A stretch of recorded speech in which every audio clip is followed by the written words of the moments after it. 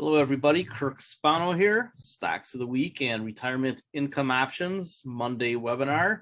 Well, I finally got my snowstorm for the year. It was January 28th when the snow started to come down, and we got about a foot. So that is first snowstorm in Milwaukee this year.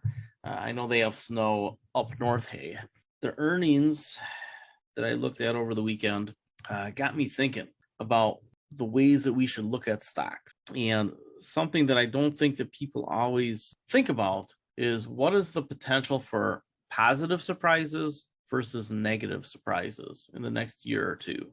And that is where I think the big money is made, is when we can find mismatches between what the market is doing today versus what the real expectations for letdowns and upturns in the future are. And AT&T is one of the companies that I come back to over and over again because I've been able to see the long-term pathway for AT&T for a long time. And I cover it here today in the earnings updates that I've been doing.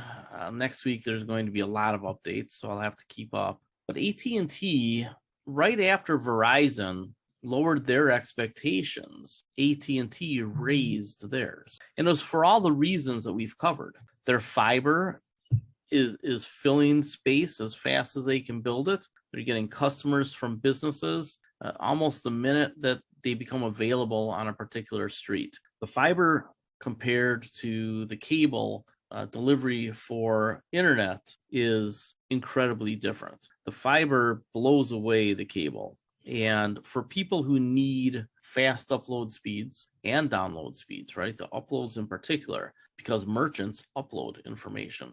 The faster upload speeds and capacity, and the fact that it's new and doesn't break as much, I think it's just going to keep carrying them. As AT&T adds more and more fiber, their revenues are going to continue to go up.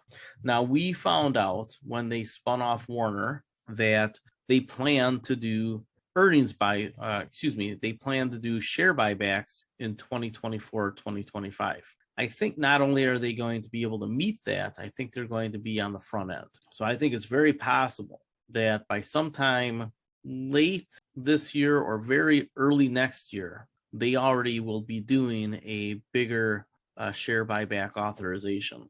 The revenues are growing. Their CapEx, they've got under control. Their debt is going in the right direction.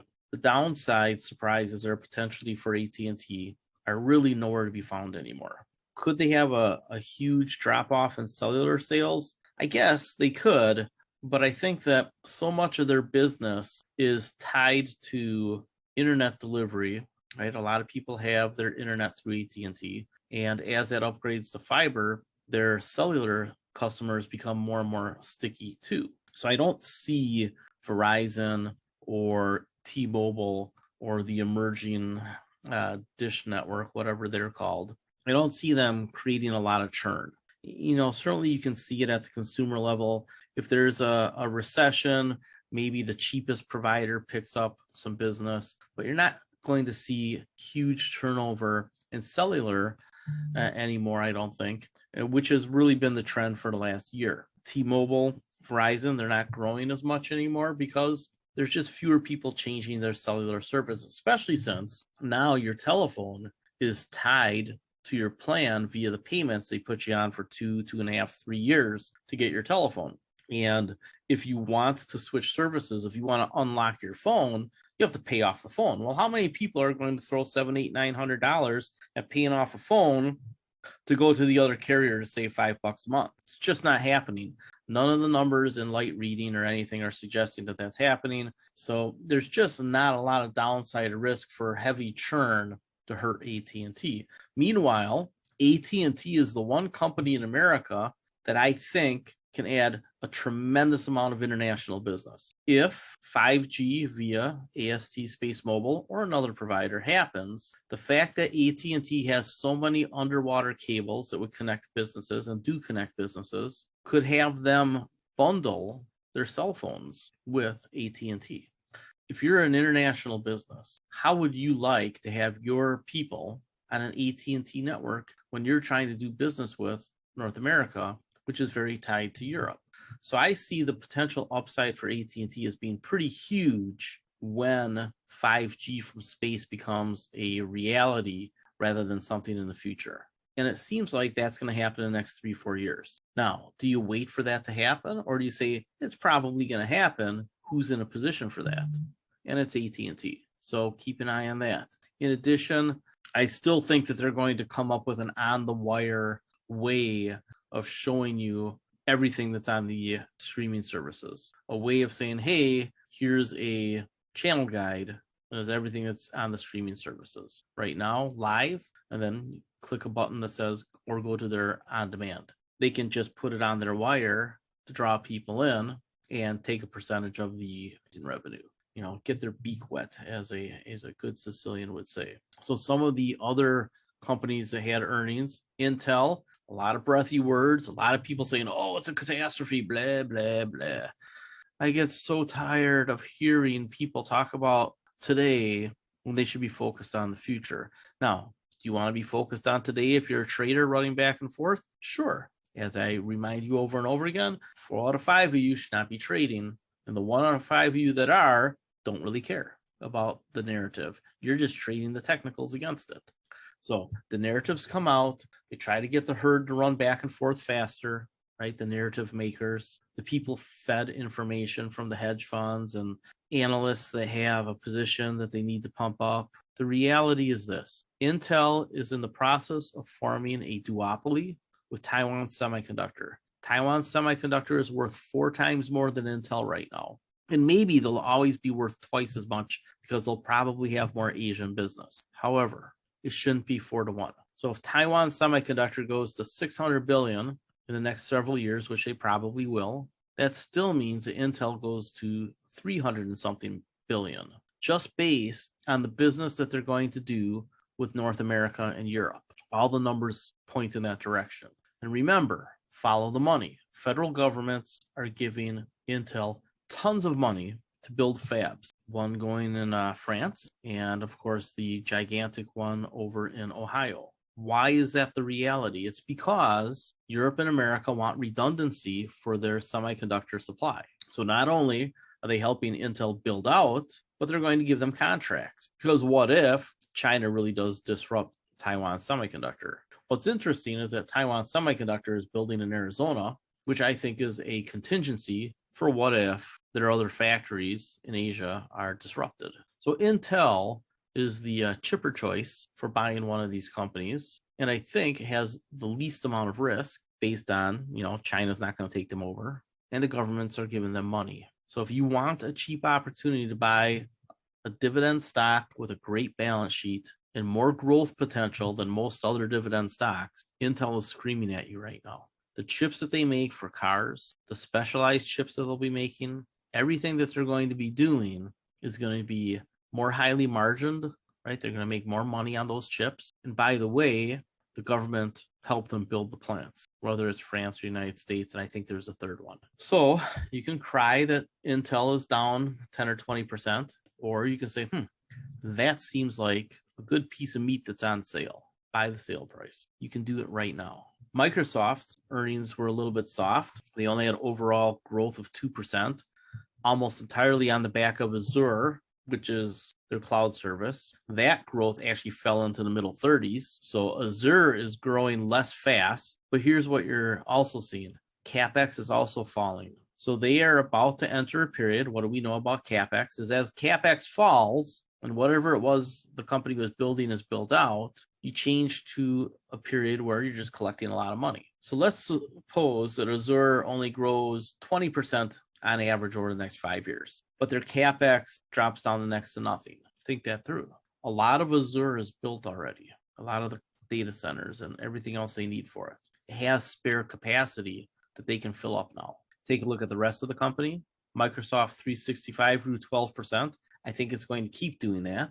If you're a small business and you're not using Microsoft 365, I don't know why you're not paying that $100 a year. It's like the cheapest thing that you could possibly get to run your business. Their cloud is awesome, right? Azure, not really exactly the same, but you get the cloud storage space with Microsoft, terabyte. I believe it is. It's a lot. I'm not even close to filling it up. And I have files going back, man, I think 17, 18, 19 years now. You get the whole suite of Microsoft products, Word, Excel, things like that. Now you can use Google instead if you have a business that doesn't need Outlook, things like that. If you want to go completely online, Google is the other option. Really the only two options. What we're seeing is that Microsoft is winning that war. Teams is growing super fast. I'm even tempted to move the webinars over to Teams, but as with all things Microsoft, they don't make it easy, in my opinion. So when they make it so easy that a dummy like me can do it, we'll see. Where Microsoft has made some waves lately is in AI, right? Big investment in Chat GPT, OpenAI, adding corporate users fast. And what have we learned about the stickiness of tech users? Once they get into a system, once they've bought a system and started paying the subscription fees, they're unlikely to try to learn something new unless they absolutely have to, or they really have a compelling business reason. Not a lot of jumping around once you're in. The wild card with Microsoft is, what if ChatGPT enables Bing to do their search from both directions? The listings approach that Google and Bing use now, but they add ChatGPT. All of a sudden, the MSN homepage starts to beat up on Yahoo, and people just switch from Yahoo homepages like I have over to Microsoft because MSN has almost everything that Yahoo has. But why can't MSN copy Yahoo Finance and Yahoo Sports and things like that? It wouldn't be that hard. They wouldn't even have to spend that much money. So going back up the list of other big companies, we saw Tesla have its earnings, and it rallied on the pretty thoughts from Elon Musk. But I think that it's setting up for a disappointment soon. What did we see today? We saw Ford cut the price on the Mustang Mach-E to get under the price limit for the Inflation Reduction Act tax credits. Now, I don't think you're going to see much more in the way of price cuts on EVs, but they're all going to try to sneak under the wire. And the way they're going to do it is they'll lower the price on the car, but then they'll charge you more on the subscription services for the car, updated software, other services for entertainment, things like that. So the Inflation Reduction Act is clearly having an impact on inflation because it already lowered the price of cars and gave the tax incentive for buying those cars. I saw that the Mach-E lowered their price today, and I'm thinking to myself, I think I'm going to order a GT. Pretty sure that's what I'm going to do.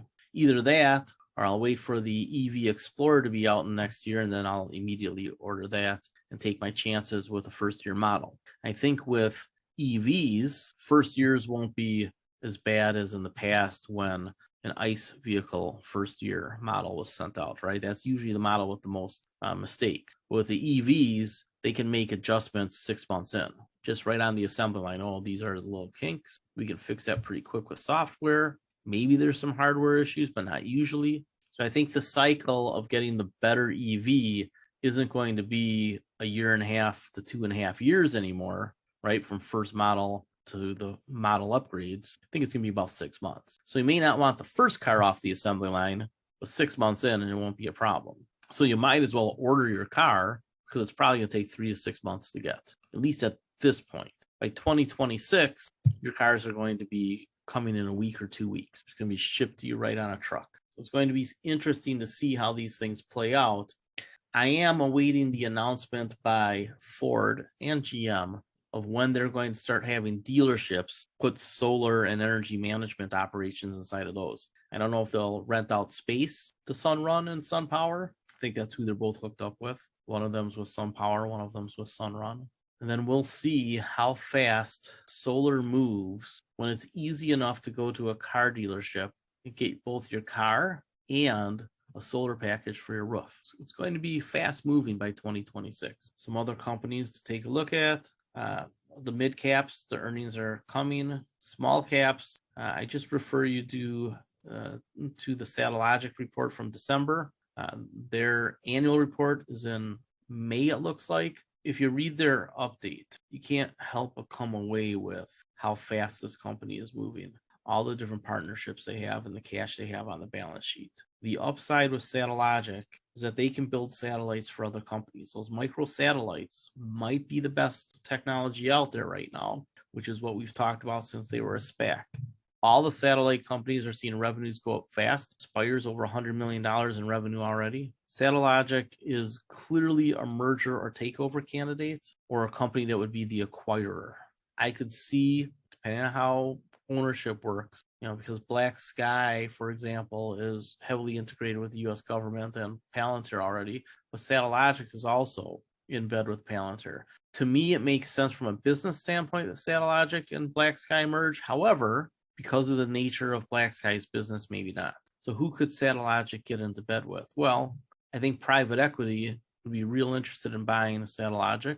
I don't know if Spire makes sense. Planet, I think, eventually does some sort of strategic transaction with Google, maybe taking a part of Google and pumping up that company. We'll see. There's going to be a lot of moving parts, especially as space becomes filled with more satellites. There'll be constraints. There'll be a wave of mergers and acquisitions 3, 4, 5 years out. Getting some of these stocks for single-digit prices right now, I think, is a steal. I think these are the type of charts that you're going to look back on and go, boy, I wish I had bought it way back there when it was 7 and 6 and 5 and 4 and 3 and $2 a share. Because now all of a sudden these are multi-billion-dollar companies, and at least a couple of them will end up on the S&P 500, either on their own or via the M&A route. So a lot of 10 baggers on our small cap list. Just a couple more to go over. Then I'll go over the kind of the macro.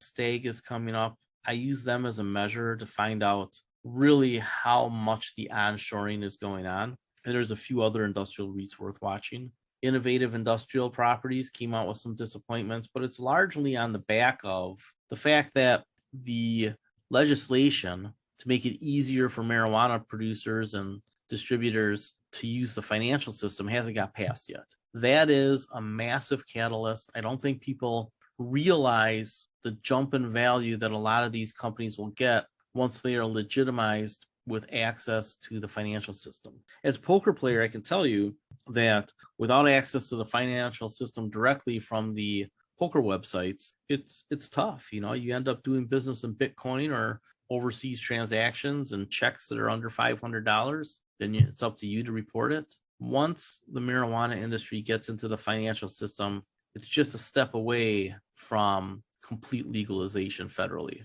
I don't know how long that process is going to take, but it's going to happen. So if you can buy the trough prices and you have the patience, the ETFs are decent investments. However, Innovative Industrial Properties, I think, is the best situated across the industry just to take part of kind of a picks and shovels play on the industry. And remember, the backup with them is they can always do indoor farming. What if climate change keeps making farming harder, even in the face of John Deere's incredible advancements with the tractors, right? What if the soil just becomes harder to deal with? And we have to see more and more farming indoors for vegetables in particular, right?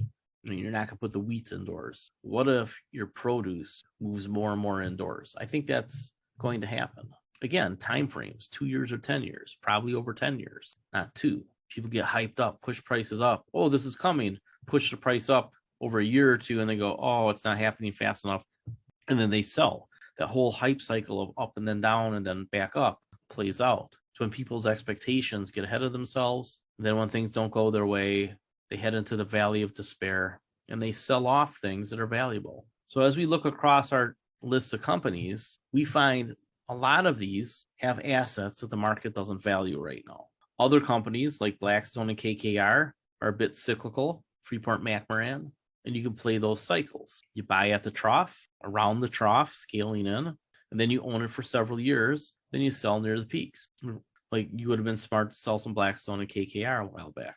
Other companies are highly recession resistant, like AT&T or Vici here. The only thing you have to keep an eye on with Vici is its debt. Make sure it doesn't get out over its skis, which happens in Las Vegas. People overspend their budget in Las Vegas all the time, right? So there's certain things you have to watch. Now, 2 of the companies, I've traded New Fortress just a little bit. I hope it comes down a couple bucks. But I think New Fortress is a company that you really, really ought to try to get a holding in February if you don't already have one. So if this price comes down to the lower 30s, that's a good chance to reload. That's what I'm looking to do. So I took some profits. I traded it. I missed selling my put by a quarter. and I should have just executed at the market that day. Stock has been on a little rally. It's pulling back today. It gets down here, you're going to want it. Permian Resources, all the same reasons. I think that should be an 8 that we've talked about before with them. The merger of Colgate and Centennial, super cheap assets. And if the price of oil stays firm or goes up, they're just going to print money, and they're returning 50% of it via buybacks and dividends. Now, macro. And we're going to talk a lot more about this on Thursday in the macro dashes. However, a couple of things. Federal Reserve meeting this week. To me, it makes a lot of sense that Jerome Powell will defy the market expectations. The Fed doesn't do that very often. If they do it, they're doing it for a reason.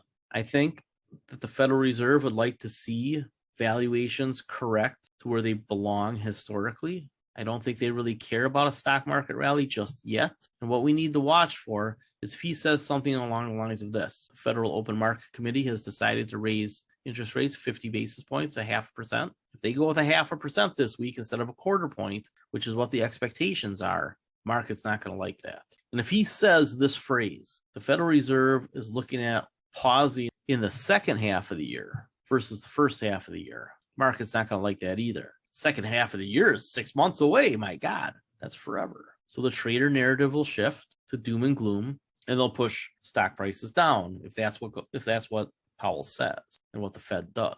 On the other hand, if Powell is dovish, we might get a continuation of this rally, in which case maybe the next selling opportunity isn't until after the presidential election. We'll see. Here is the monthly chart, right? It's nice and smoothed out for you. You can see June and October, a low and a new low. Then this came up, but didn't break this peak. It hit resistance and it fell back. It just hit resistance again, or got really close to resistance again, right? There should be a line here, this point to this point to this point. And is it going to break down, come back down to 370s, or it's going to jitterbug and take off? I think we're going to know this week. I really do.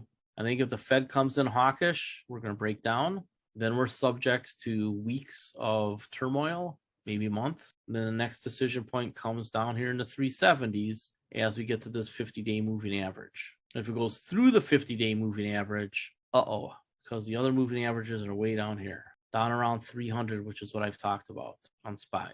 Will we get there? Nobody knows. Anybody who says they know is lying to you and trying to get you to belong to their magical voodoo technical analysis tells the future club.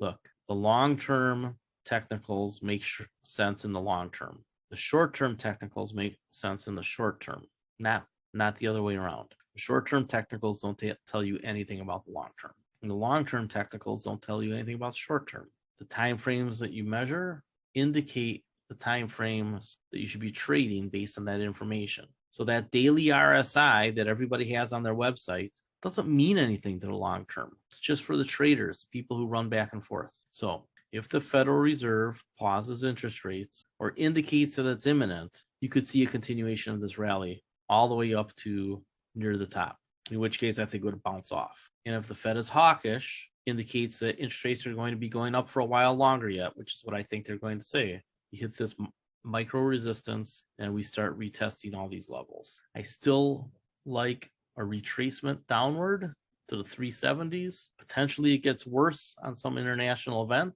like Benjamin Netanyahu having a not friendly conversation with the mullahs in Iran and the Ayatollah Khamenei, who in his old age is probably pretty grumpy. If you've noticed, there's been more bombings in Iran via drones. It's almost certainly Israel doing it. The government of Israel is more right-wing than it's ever been, very hawkish on Iran. The question is, does that break out into a bigger conflict? I've been expecting a bigger conflict since 2017.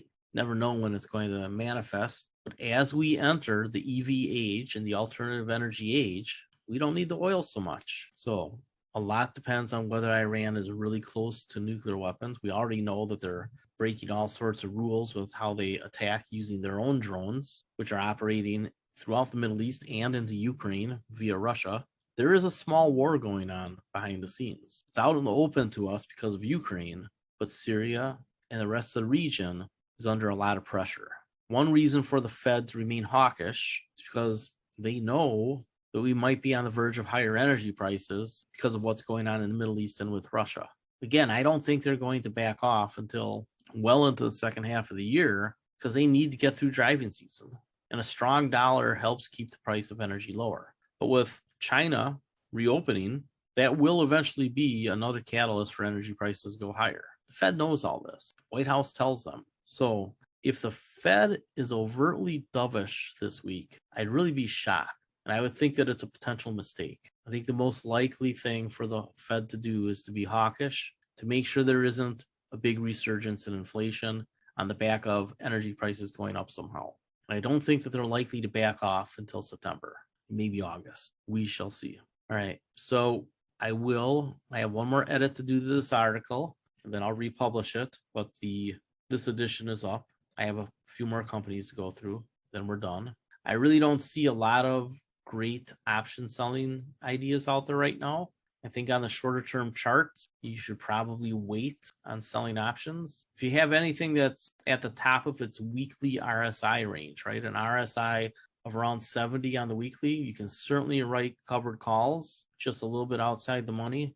And I'd say go to April or May, because that's when we'll have more information after this week. By then, we should know what's going to get worse around the rest of the world, because it'll be spring. And if Russia wants to attack more in Ukraine, that'll be the time to do it. And I don't see a lot of patience in Netanyahu's government in Israel. So if he's chomping at the bit to attack Iran, I don't think anything plays into it other than what he wants to do. So we'll see. We know that Iran is close to a nuclear weapon.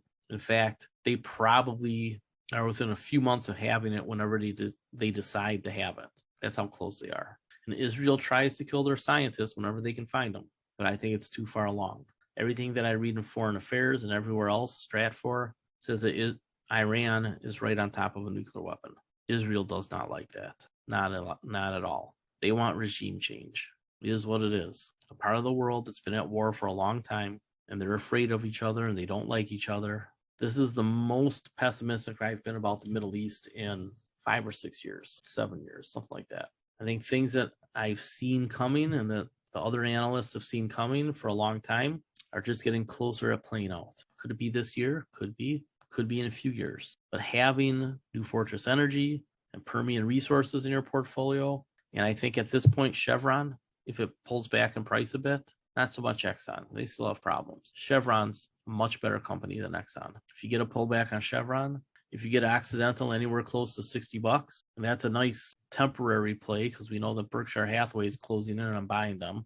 They'll own over half the shares sometime this year. And from that point, it's just a matter of cutting the deal to buy the rest. So there's very little downside on Occidental. And eventually, I think you get paid out in Berkshire shares, but maybe they pay out in cash. That'd be fine too. So much like Activision, which we have a position in because of the Microsoft takeover and the fact that Activision's probably undervalued to boot, not a lot of downside, and you have some upside. Occidental and Activision both fall into that category, obviously for different reasons. All right, have a great day. I'm going to run a couple errands here, edit this article, and do some Blue Mound asset management work, and then let's get a really in-depth macro dashes out on Thursday morning after we hear what the Fed has to say. All right, everybody, take care.